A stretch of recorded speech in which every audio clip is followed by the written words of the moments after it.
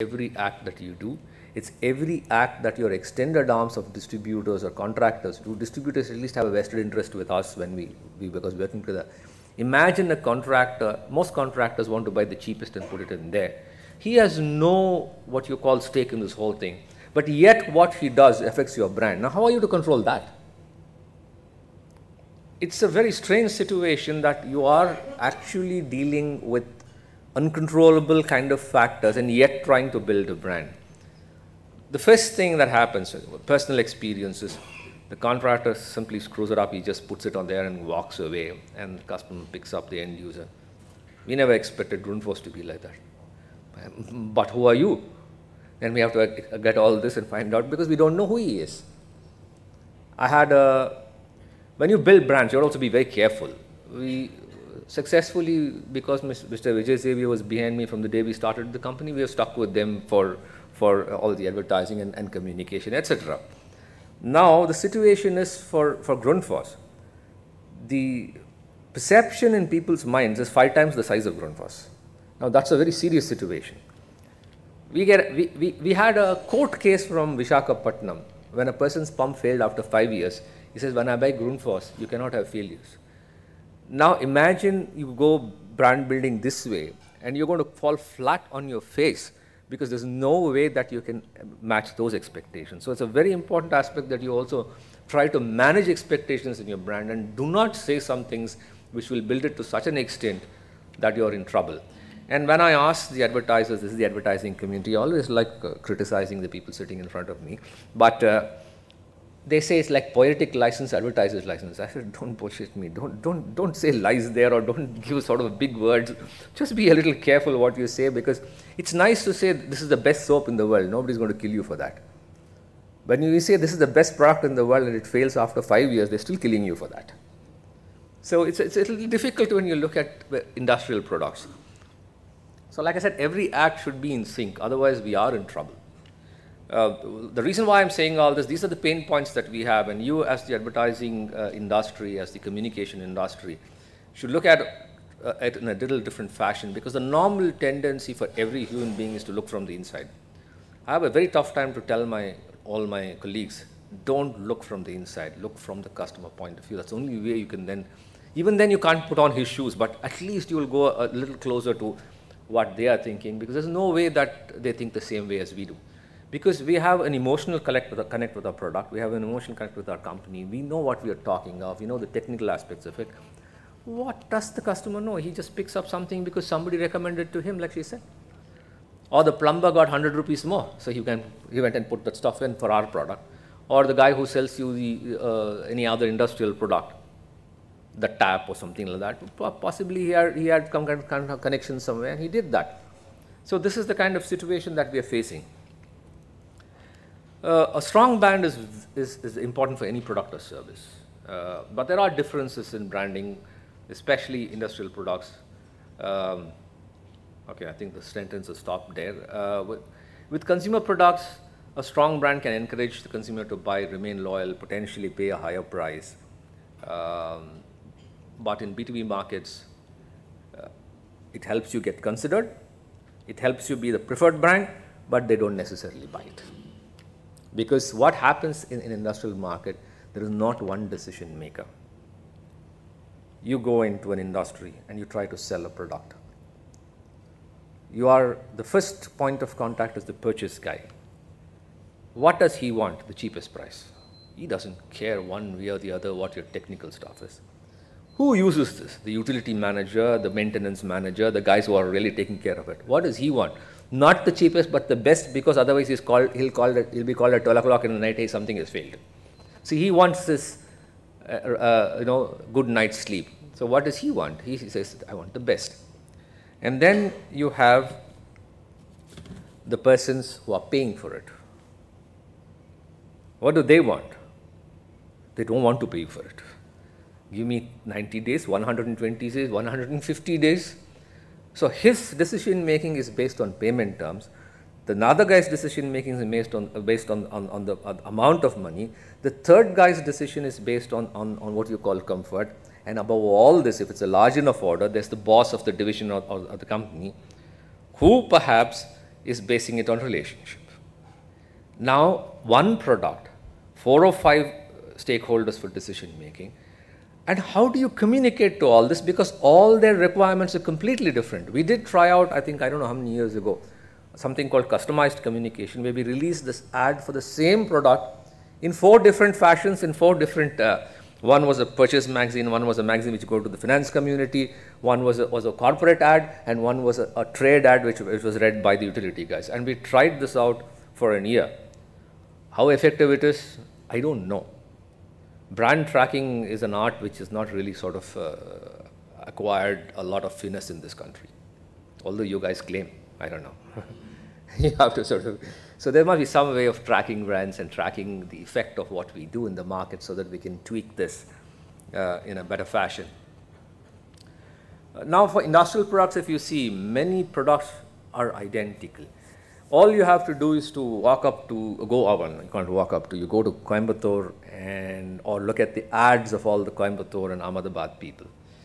You will find every pump looking the same, and now is a carbon copy of Grundfos. The only thing they haven't put is Grundfos. Very good.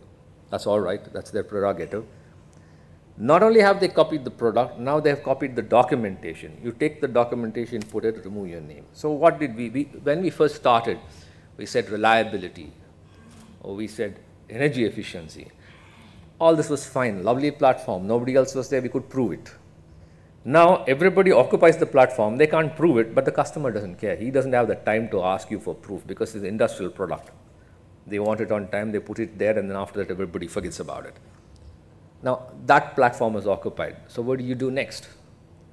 So whenever you look at branding, you have constantly to innovate what you're going to communicate of the same product. So every year, this time when we called Vijay, we told him, if you use these words, we'll throw you out.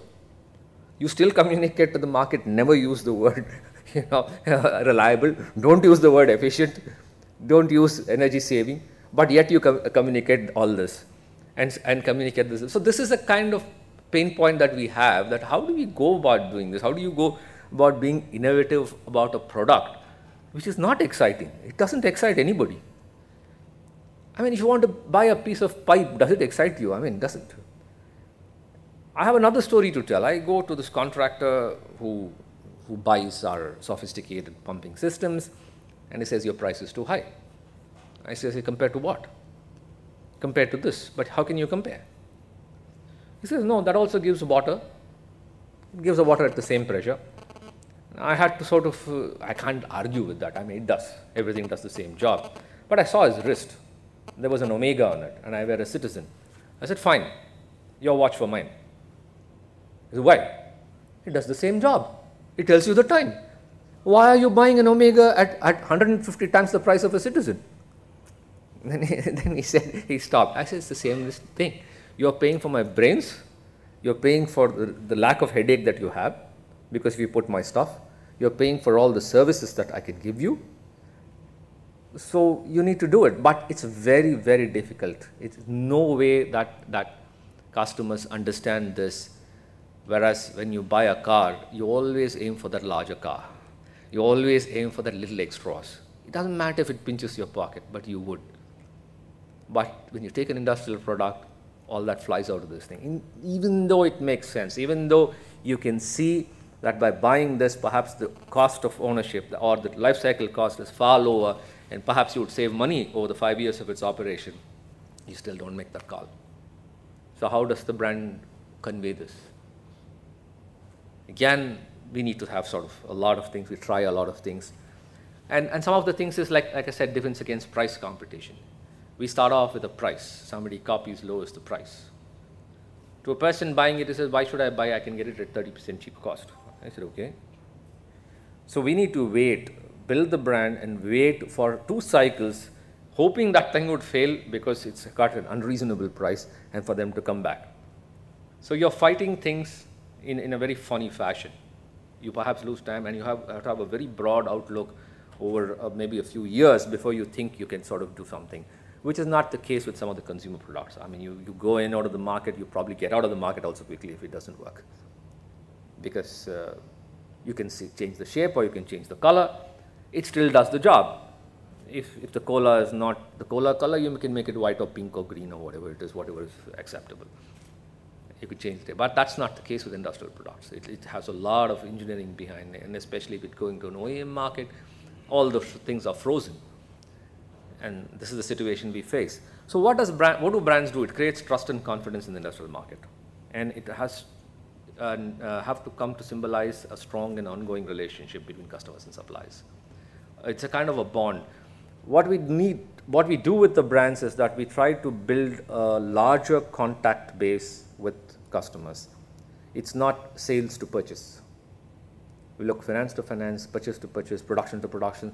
See if we can create a kind of bond using this brand and trying to appeal to the different people talking their language and not talking our language. And that's what we're trying to do with these brands. Just personal relationships will not work for too long. They are important in India. In a country like the US, it doesn't really. You can talk on the phone and on the net and your job's done. But here, face-to-face, this thing is very important in India. But just that alone is not enough if you're not trying to build a brand out of this thing. And perhaps in our industry, we were one of the first to start trying that out. Otherwise, it was a bland advertising for a product from a pump company or other people in some trade magazine and never in the main journals. But after I think we came in, there are a lot more coming in.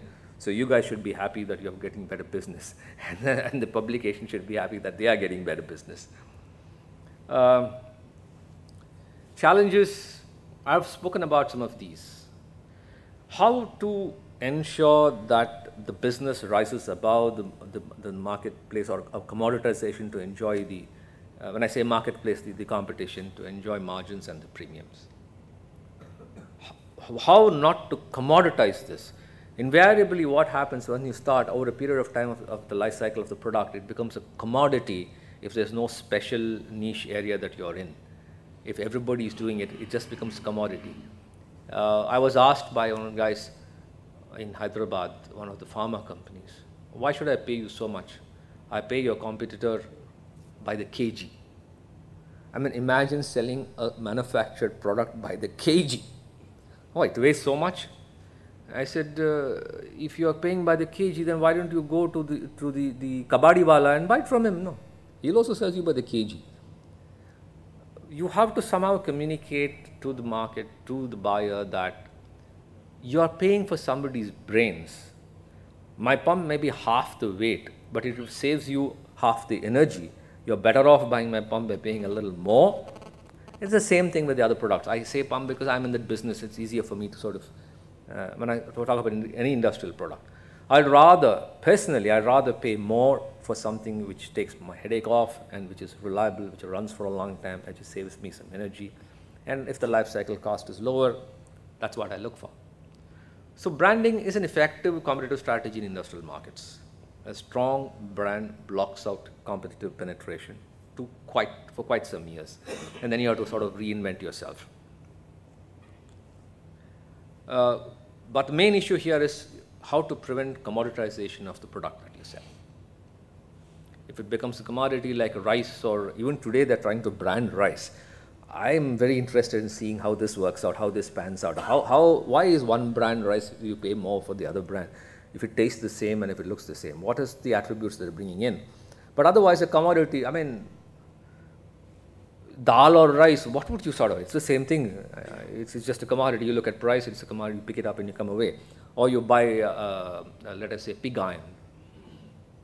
It's off the iron and steel plant. It's the same pig iron, it's the same thing. And why would you need a brand on it? So this is a thing that you see. You should prevent commoditization of the product. In terms of challenges, we do have an image building phase, which is more or less short term when you start building the image. You do have, this is a standard thing that is there in many brand building things. It's not what we are saying, but we have an attitude building stage, which is more or less dialogue. And the longest term is, of course, is building the loyalty and retaining this loyalty. For an industrial brand building, for an industrial company, the main thing that we see is how many repeat orders that you're getting. It's not so much of how many customers you're acquiring, how many customers you're retaining over a period of time. For how many years have you retained them? That perhaps is a very good, what you call